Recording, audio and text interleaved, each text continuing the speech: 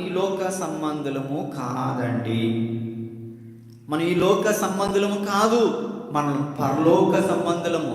పరలోక దర్శనం గురించి, పరలోకపు ఆలోచనలతో, పరలోకపు ఆ సందేశముతో, పరలోక సంబంధమైన విషయాల కొరకే మనం చింతపడాలి. కానీ లోకంలో జరిగే దేని కొరకుగా మనము చింతపడనక్కర్లేదు.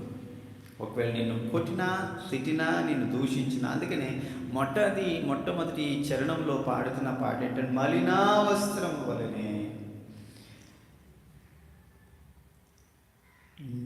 నిండి ఉంటిమి నిందలతో.